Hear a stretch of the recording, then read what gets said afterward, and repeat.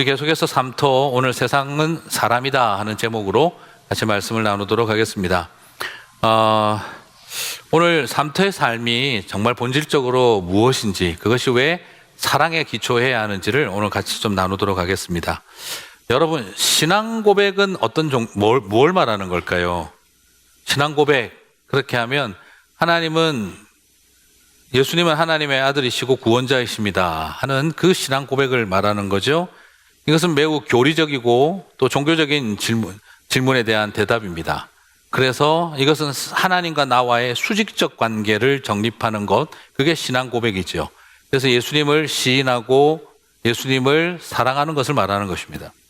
자, 그러면 두 번째로 형제 사랑은 어떤 걸까요? 형제 사랑은 수직적인 것이 아니라 수평적인 것이죠. 그리고 교리적이라기보다는 우리의 공동체적인 생활적인 부분이죠. 그래서 매우 공동체적이고 서로의 삶 속에 나타나는 일상의 이야기입니다.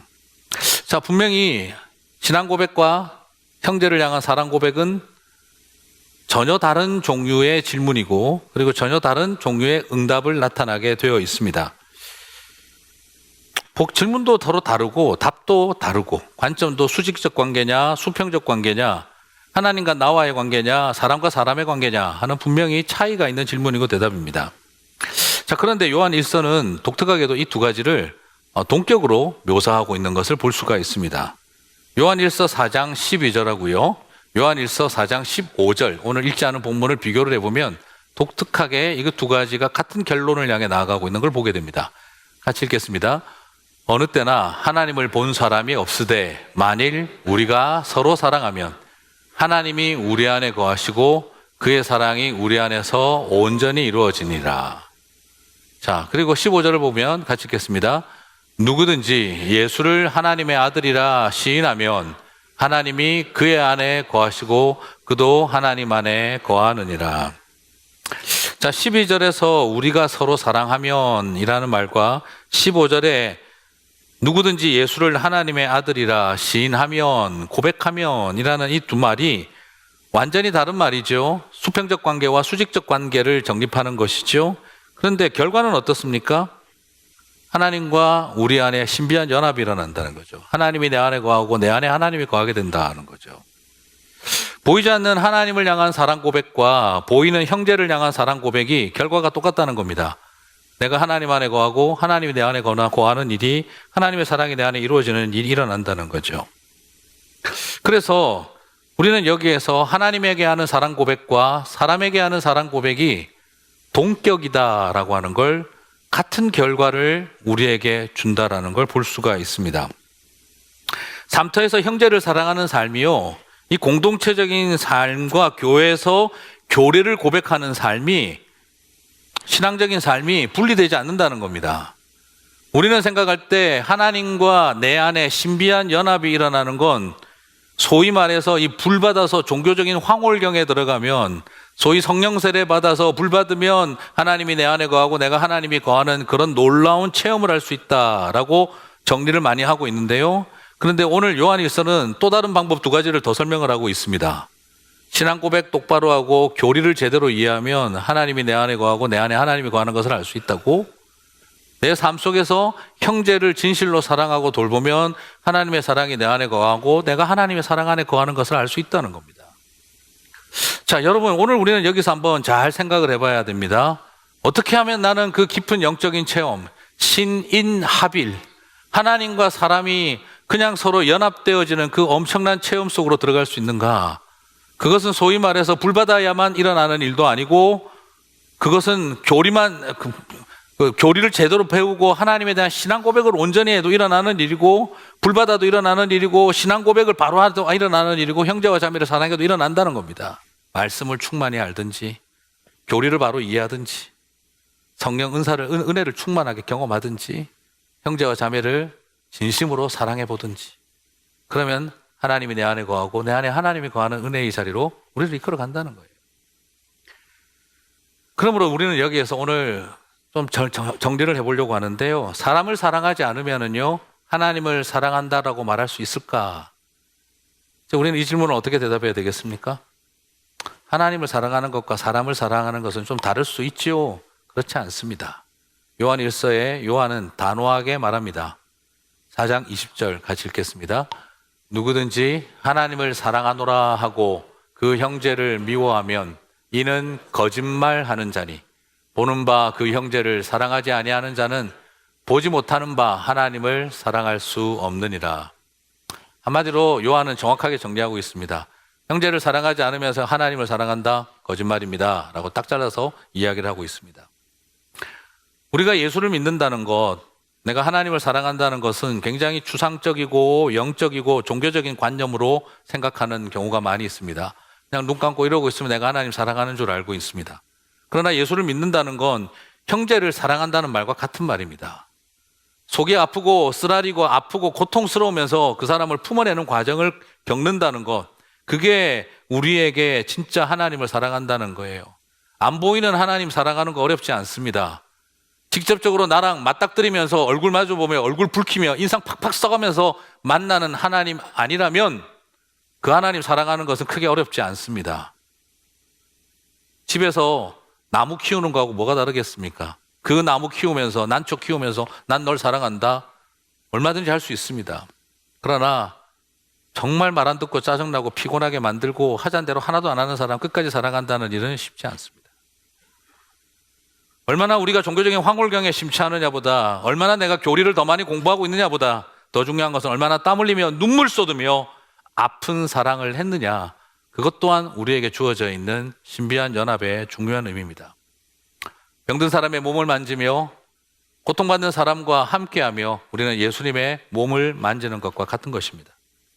신앙 고백은 입술을 통해 하는 것이 아니라 이웃을 향한 섬김의 손과 발로 고백되는 것입니다. 주는 그리스도시요 살아계신 하나님의 아들이십니다라는 이 베드로의 고백만큼이나 너는 내가 진정으로 사랑하는 내 형제요 자매다 하는 말을 하는 것이 같은 맥락이라고 오늘 요한은 우리들에게 가르치고 있습니다. 삼터에서 우리가 그리스도인으로 살아갑시다 하는 이런 모든 메시지는 저와 여러분에게 어떻게 하면 이 세상을 바라보는 기독교적인 세계관과 교리를 더 가르치려는 데 목적이 있는 것이 아니라 1터와 3터에 대해서 그곳에서 인간에 대한, 사람에 대한 사랑을, 이웃에 대한 사랑을 회복하는 일, 머리로 배우는 교리가 아닌 가슴으로 배우는 사랑 이야기가 되어졌으면 좋겠습니다. 오늘 우리의 목표는 어떻게 하면 더 잘되게 만들어서, 표현하자면은 가정주부가 밥을 가장 빠른 시간에 맛있게 지을 수 있는 방법을 가르치도록 하는 비전을 심어주자, 이런 수준의 이야기가 될 수 없는 것처럼 어떻게 하면 신앙과 번영을 동시에 성취해서 세상에서도 성공하고 하나님 나라에서도 성공적인 삶을 사는 노하우를 가르쳐주자, 이런 맥락으로 3터의 이야기가 가는 것도 아닙니다. 오히려 이것은 거꾸로 우리의 일상에서 우리가 어떻게 성도로서 살다가 실패했는지, 우리가 어떻게 하나님의 백성으로서 참 구별되게 하고 싶었는데 결국 또 좌절하고 현실 앞에 무너지고 답을 찾지 못해 혼돈스러워 했었는지, 우리 그런 이야기를 허심탄회하고 솔직하게 나눌 수 있고 서로를 격려하는데 이 모임의 목적이 있다고 생각합니다. 삼터 공부의 목적은 우리가 얼마나 위대한 그리스도인이 되어지는 위대한 비전에 대한 이야기가 아니라 그냥 소박한 사랑의 원리를 가지고 나는 어떻게 실패했고 그렇지만 한 절이라도 어떻게 노력하고 있는지를 서로 나누는 그런 대화가 되어졌으면 좋겠습니다. 그래서 나를 보내신 삼터에서 욕망을 섬기며 살지 않고 어떻게 하면 이웃과 형제를 섬기며 사랑할 수 있을지 한번 형제 사랑하는 일을 이렇게 한번 해보자, 서로를 격려하는 것이죠. 그리고 또 한편으로는 이런 고민도 없이 평생 욕망을 따라 살아오신 분들도 있을 겁니다. 그냥 막 그래 미친 듯이 벌고 보자 하고 달려왔던 삶도 있을 것입니다. 그러다가 어느 틈에 밀려오는 생각이 있지 않습니까? 사는 게 이게 다가 아닐 텐데, 내가 평생 이렇게 살다가 끝내려고 왔나. 욕망이 아니라 사랑이 원리가 되어서 움직이는 삶이 뭔가 한번 고민해보고 싶다, 다시 찾아보고 싶다. 욕망에 불타며 살아왔지만 이제는 따뜻한 가슴으로 한번 살아보고 싶다 하는 그런 마음을 가지신 분들이 있다면, 나름 또 잘해왔다고 생각하지만 정말 잘해왔던 걸까 하는 솔직한 질문을 던지면서 한번 돌아보고 싶다 하는 그런 마음을 갖자는 뜻이죠. 그게 우리에게 지금 필요한 삼터회를 바라보는 마음입니다. 하나님 사랑, 하나님은 사랑이시다. 이건 교회 안에서만 존재하는 프라파간다가 아니라 그러면서 오히려 우리끼리만 똘똘 뭉쳐서 이 세상은 더러운 것들이고 뭐 불의한 것이고 그래서 그냥 세상에 가서는 그냥 나도 세상대로 막 살다가 그냥 교회 와서는 그냥 하나님 하고 그렇게만 하면 다 되는 걸로 여기는 이런 것이 이분법적인 삶이 아니라 정말 주님만 바라봅니다. 하나님만 사랑합니다. 이 말이 내 삶의 현장에서 어떤 모습일까? 솔직히 이런 설교 듣고 가셔도 어떠세요? 오늘 이 설교 듣고 기도하고 간다고 회사 가가지고 바뀌는 게 있습니까? 그 인간 여전히 그 상태고 내가 여기서 예수 믿고 산다는 게 무슨 의미가 있을까 하는 질문 솔직히 생기잖아요. 하지만 그래서 혼자 몸부림치다가 포기하는 것이 아니라 서리 머리를 한번 맞대보자는 거죠. 이런 점에서 교회가 예수님을 시인하는 신앙 고백 오랫동안 많이 가르쳐 왔어요. 하지만 이제는 좀 더 교회에 와서 얼마나 신앙 고백을 잘 하십니까도 중요하지만 어떻게 하면 이웃과 형제를 내 삶터에서 사랑합니까 하는 그 방법을 배우는 일을 우리가 해야겠다 싶어요. 성경을 보고 공부를 하면 할수록 신학 공부를 할수록 정말 갈수록 느끼는 것은 인간학에 대한 고민입니다. 나는 과연 사람을 얼마나 이해하고 있는가? 평생 하나님을 이해하려고 애쓰고 살아왔는데 뭔가 중요한 걸 놓치지 않았나? 그게 바로 사람에 대한 이해였던 거죠. 그런 의미에서 우리는 이 세상을 다시 한번 정돈을 해볼 필요가 있어요. 여러분 세상은 도대체 뭡니까? 여러분 세상을 어떻게 정의하고 계세요? 세상. 에이, 썩어 없어질 것들. 그러면 세상은 미워해야 되잖아요. 그죠? 그런데 예수님은 또 뭐라고 하셨어요? 하나님이 세상을 이처럼 사랑하사. 이것도 뭔 소리야? 너희는 이 세상을 미워하라 해놓고 또 어디 가서는 세상을 사랑하라 그러고 무슨 소리죠 이게? 그럼 세상에 대한 정의가 다르다는 거죠. 그죠? 자, 여러분 세상을 어떻게 정의하고 계십니까? 세상은, 이 세상이라는 말은 먼저 시간적 개념을 가지고 있어요. 지금이라고 하는 시간. 우리가 세상 풍조라고 할 때 그것은 우리가 경험하는 동시대의 시대 정신을 말합니다.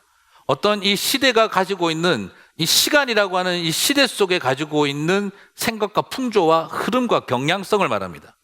우리는 그것을 세상이라고 하죠. 세상적이다라고 말할 때는 이 시대의 어떤 시대적 흐름을 말하는 거죠. 시간적 개념입니다.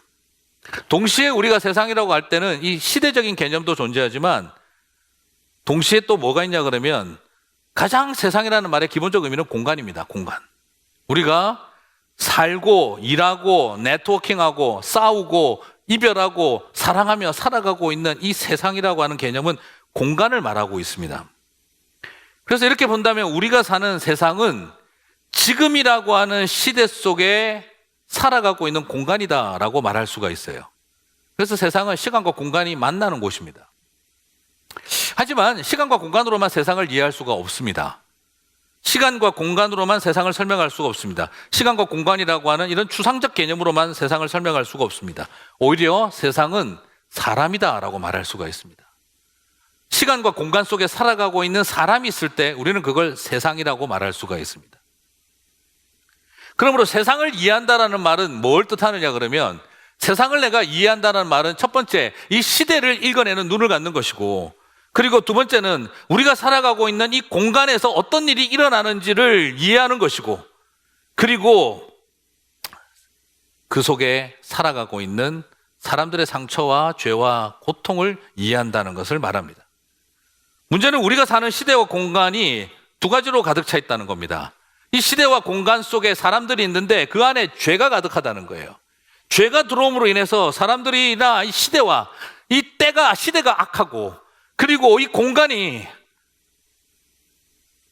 우리의 장소가 굉장히 파괴적인 공간들로 바뀌기 시작을 하고 그리고 사람들이 죄악으로 가득 차버렸다는 거죠. 이런 세상은 사랑해야 됩니까? 미워해야 됩니까? 이것은 미워할 대상이 되는 거죠. 하지만 죄는 우리를 그냥 죄인 상태로만 만들어 놓고 있지 않습니다. 감옥에 있는 사람들이 맨날 죄 지을 생각만 하고 있을까요? 교도소의 가장 큰 고통은요, 절망이고, 우울증이고, 분노고, 교만이고, 회개하지 않는 독한 마음이고, 그리고 슬픔과 좌절입니다. 죄가 다스리고 있다고 해서 사람들이 다 악한 것만이 아닙니다. 죄는 결과적으로 인간을 소외시킵니다. 분노하게 하고 낙심하게 하고 미워하게 하면서 우울증에 빠지게 하고 내가 나가서 복수하겠다는 마음을 부글부글 끓으면서도 아무것도 못하겠다는 절망감에 시달리기도 하는 것입니다. 죄는 우리에게 상처를 만들어내어서 더 깊은 고립 속으로, 소외 속으로, 아이솔레이션으로 우리를 몰아갑니다. 그래서 이 시대와 공간 속에 죄만 가득한 것이 아니라 상처로 인해서 사람들은 서로를 미워하고 절망하고 단절되고 그리고 분열되고 외로워지고 있는 것이죠. 죄악이 가득하면서 동시에 상처가 넘치고 있다는 걸 보게 되어집니다. 상처가 가득하고 분열과 외로움과 낙심으로 가득 찬 세상, 주님은 이것을 바라보고 어떻게 하셨을까요? 그 세상을 사랑하셨다는 겁니다. 그 죄인들을 사랑하셨다는 거예요.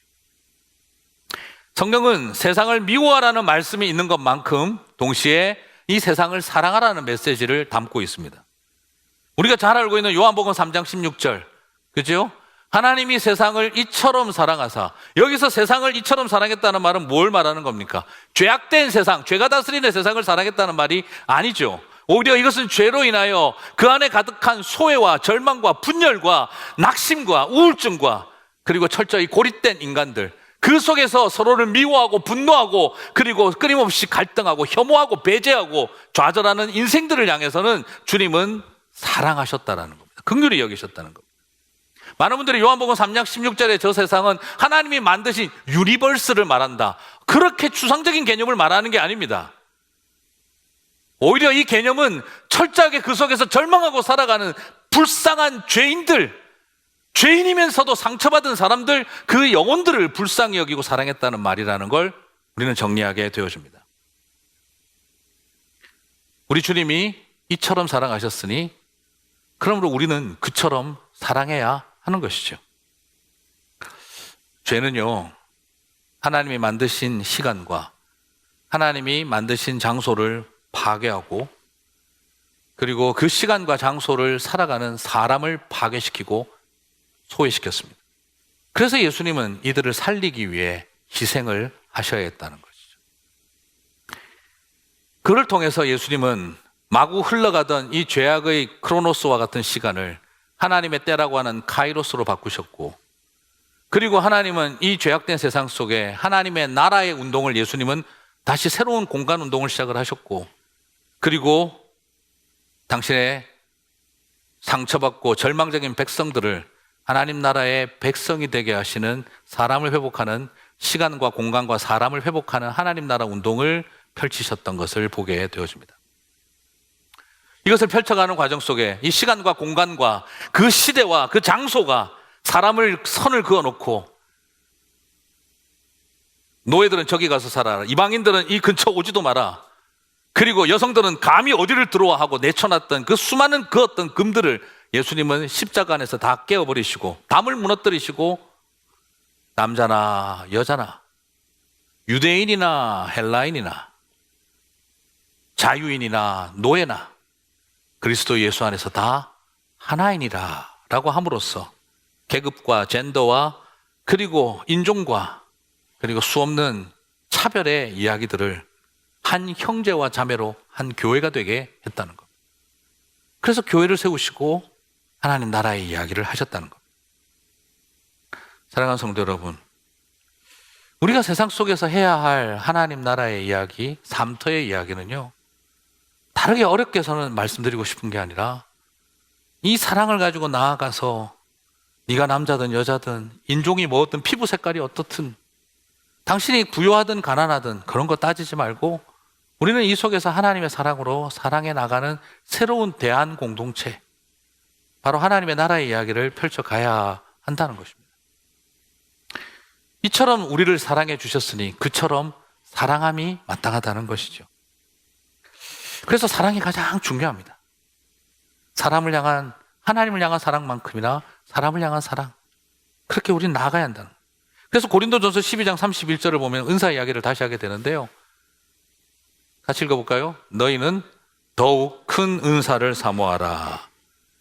방언이 크냐 예언이 크냐 싸우고 있는 고린도 교회를 향해 더욱 큰 은사를 사모하라 그랬어요. 이 더욱 큰 은사는 뭘까요? 그죠? 대충 아시죠? 그죠? 네, 지금 대답하기를 송 목사님 뭐 물어볼 때 대답 잘못하면 쪽팔리게 된다. 그래서 절대 하면 안 된다. 이런 긴장들이 있으신 것 같아요. 자, 이 사랑이라고 우리가 다 전반적으로 정리하고 있는데, 자, 사랑이라고 하는 이 말인데, 그런데 더욱 큰 은사라는 이 말을 좀 더 깊게 원어적으로 볼 필요가 있어요. 더욱 큰 은사. 우리가 생각할 때 그러면 딱 하나밖에 없겠죠? 사랑이라고 하는 더욱 큰 은사. 그런데 여러분, 이 단어는요, 이 원어적으로 보시면 the greatest gift라고 단수형으로 되어 있지 않습니다. 최상급 단수형이 아니라 비교급 복수형입니다. The greater gifts예요. 에이? 뭐가 더 크냐? 더 큰 은사를 사모하라 그러면 방언이 크냐, 예언이 크냐? The greatest gift 해가지고 사랑이다라고 한 게 아니라, 이건 지금 말이 약간 바뀌어요. 영어로만 봐도 the greater gifts, 더욱 큰 은사들을 사모하라는 거예요. 뭐가 가장 위대한 은사다라고 사도 바울은 말하지 않았습니다. 뭐가 더 위대한 은사인지 딱 하나 최상급을 말하지 않았습니다. 그냥 비교적으로 큰 은사들을 사랑하라고 이야기를 합니다. 이게 무슨 뜻일까요? 방언이 크냐 예언이 크냐가 아닙니다. 중요한 건 더 큰 은사가 되는 것은 사랑으로 방언하느냐 사랑으로 예언하느냐에 달려있다는 겁니다. 천사의 말을 해도 사랑이 없는 방언이라면 그것은 꽹과리 소리에 불과한 것이고, 사랑으로 가득 차 있다고 한다면 그것은 하늘의 언어가 되는 것이라는 겁니다. 오늘 여기에서 지금 사도 바울이 우리에게 던지고 있는 것은 사랑이 은사 중에 탑이다라는 걸 말하고 있는 것이 아니라, 사랑이 모든 것의 원인이 되고 동기가 된다면 방언이냐 예언이냐 귀신 쫓느냐 그게 뭐가 중요하냐는 겁니다. 성도들을 사랑하고 돌보고 섬기는 일이라면 그거야말로 더 큰 은사가 아니냐 이거예요. 우리 안에 있는 경쟁심을 가지고 누가 더 크냐, 누가 더 높으냐, 누가 더 능력 있냐, 서로 자신의 모든 것들을 자랑하려고 경쟁하고 있는 고린도 교회를 향해 지금도 여전히 너네들은 1등이 뭔지를 알고 싶으냐, 사랑 없는 은사는 아무짝에 쓸모없는 것이다 하는 걸 사도 바울이 도전하고 있는 겁니다. 사랑 그 자체, 방언도 다 때려치우고 다 은사들 다 버리고 그냥 사랑만 하면 된다 이 말이 아니라, 사랑 없는 은사는 이제 그만 추구해라는 겁니다. 아니 목사님, 세상에 은사를 추구하는 사람이 사랑이 없겠어요? 예, 없는 거 많이 봤어요. 저도, 저 자신도 그랬고. 그래도 목사가 됐는데 방언도 못하면 쪽팔리지. 쪽팔려서 방언 받으려고 하시는 분들 제가 생각보다 많다는 걸 봤습니다. 목사님 교회를 40년을 다녔는데 방언을 못해요. 그럼 어땠어요 그러면? 우리 안에 어느 틈에 왜 무엇 때문에 도대체 그걸 구하고 있는 걸까요? 그거는요, 30분, 1시간 동안 방언을 해도 꽹과리 소리입니다. 오늘 우리가 여기서 지금 보여주고 있는 것은 내 안에 참된 사랑이 있는, 그리스도의 사랑이 있느냐. 제 말이 아닙니다. 이건 고린도전서 13장 1절에서 3절에서 정확하게 밝히고 있습니다. 같이 읽겠습니다. 내가 사람의 방언과 천사의 말을 할지라도 사랑이 없으면 소리나는 구리와 울리는 꽹과리가 되고, 내가 예언하는 능력이 있어 모든 비밀과 모든 지식을 알고 또 산을 옮길 만한 모든 믿음이 있을지라도 사랑이 없으면 내가 아무것도 아니요. 내가 내게 있는 모든 것으로 구제하고 또 내 몸을 불사르게 내줄지라도 사랑이 없으면 내게 아무 유익이 없느니라. 희생하지 말라는 말도 아니고 구제하지 말라는 말도 아니고요, 예언하지 말라는 말도 아니고 방언하지 말라는 말도 아닙니다. 사랑 없이 하면 아무 의미가 없다는 겁니다. 그러므로 가장 중요한 은사는 사랑으로 가득 채워진 하나님 앞에 은사라는 겁니다. 사랑하는 성도 여러분, 오늘 우리는 여기서 무엇을 정리할 수 있습니까? 우리 안에 있는 경쟁심, 우리 안에 있는 우월감, 우리 안에 있는 영적인 신비로움에 대한 호기심과, 그리고 어떤 이런 상태에서 교회들마다 성장을 위해서 불바다라고 있는 이런 분위기 속에서 그 수없는 은사들은 다 유익이 없는 겁니다. 이런 상황에서는요, 죽은 사람 살려내도 아무것도 아닌 겁니다. 그러나 가슴속에 사랑이 있다면 물 한 그릇 소자에게 떠줘도 그것은 생명수가 되는 것입니다. 이 사랑 우리는 분명히 알아야 됩니다. 오늘 고린도전서 13장의 사랑은 누구를 향한 사랑입니까? 많은 분들이 이것을 자꾸 하나님에 대한 사랑으로 설명하려고 고린도전서 13장을 자꾸 설명을 하려고 애를 쓰시는데요. 너무 무리할 필요 없어요. 사랑은 언제나 오래 참고, 우리가 하나님 앞에 뭐 오래 참을 일이 있습니까? 네, 요즘 나 하나님 섭섭하고 삐졌는데 내가 많이 참는다 요즘. 그게 사랑인가요? 네, 사랑은 언제나 오래 참고, 이건 누가 누구를 사랑한 거죠? 하나님이 우리를 향해 오래 참으신 거예요. 고린도전서 13장은 우리가 하나님 그렇게 사랑한다는 말이 아니라 하나님 우리를 그렇게 사랑하셨던 거예요. 그래서 사도 바울이 말하는 겁니다. 예수님이 우리를 그렇게 사랑하신 것처럼 우리도 이렇게 사랑하자는 거죠. 그래서 형제를 향해 오래 참으라는 거죠. 꼴도 보기 싫은데 그냥 뭘 할까요? 그냥 어떻게 해버리고 싶은데 오래 참고 자기의 유익을 굳지 않고 그렇게 하라는 겁니다. 바로 인간을 향한, 사람을 향해 예수님이 우리를 사랑하신 것처럼 사랑하자는 이야기입니다. 그러므로 오늘날 우리 시대의 교회는 은사를 더 받아야 하는 게 아니라 사랑 없는 은사를 중단하고 사랑으로 가득한 참된 하나님 앞에 쓰임받는 자리로 나아가야 합니다. 사랑이 없으면 죽은 사람을 살려도 아무것도 아니다. 이것이 바울의 도전입니다. 하지만 사랑이 넘치면 한 그릇 떠준 물 한 그릇도 생명수가 된다. 결국 삼터 세미나를 준비하고 선교적 교회를 진행하면서 가장 많이 하는 생각은 사랑입니다. 사랑입니다. 우리가 살아가는 세상, 바로 사람들에 대한 배려와 이해, 내가 하나님을 그처럼 사랑한다는 그 고백이 어떻게 형제와 이웃들에게 나타날 수 있을까? 그저 우리도 고린도 교회처럼 누가 더 큰 은사를 가졌는지 은사 받으려고 경쟁하고, 누가 더 훌륭한 사람에게 배웠는지 게바파, 바울파, 아볼로파, 예수파 따지지 않고 그냥 진실하게 사랑으로 섬긴다면 하나님께서 가장 기뻐하시는 교회가 아니겠습니까?